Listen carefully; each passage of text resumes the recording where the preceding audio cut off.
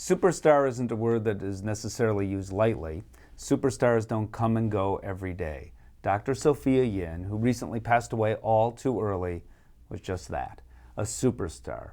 Many veterinarians reach out to other veterinarians, other professionals in their industry.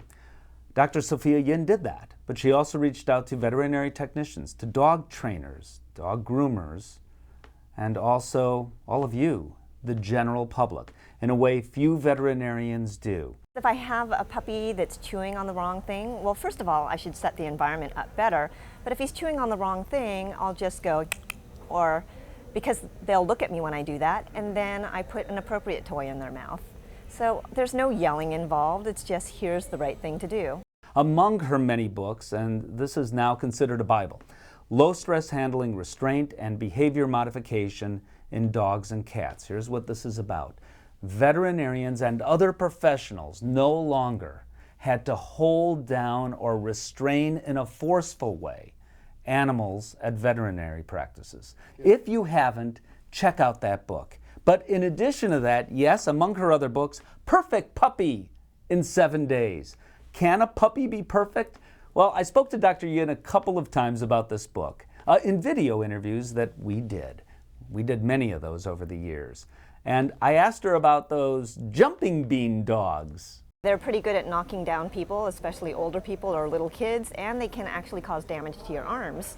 So usually what I'll do is the first thing I want to do is train the puppy to say please by sitting automatically for attention. They're jumping because they want your attention. And at first I'll use treats, and as soon as they sit, I'll give one treat quickly and then follow with a series of treats. And then you start making it fun, because it has to be fun for the puppy to enjoy doing it.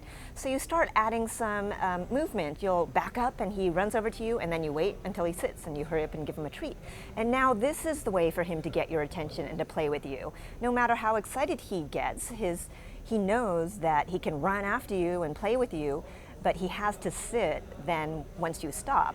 And also he needs to sit in order for you to pet him. So then the sit actually becomes fun, and you don't have any dog jumping all over you, but you have a dog who plays and enjoys being with you. I asked her to divulge a secret, the secret to training puppies. The secret is that we want to be consistent, reward the dog exactly at the right time, make sure you don't reward the wrong behaviors, and then make it fun, because dogs behave best when good behavior is fun. So it's that age-old question. How do you teach a dog to walk on leash, and what equipment do you use? Well, we talked about that.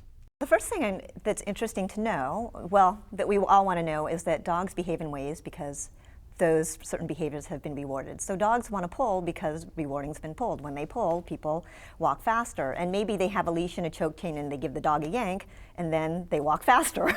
So they actually reward the dog for pulling.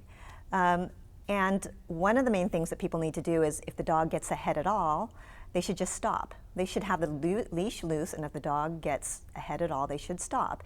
And usually I prefer that people wear a leash that goes around their waist, because what people do is all kinds of weird things that are confusing to the dog.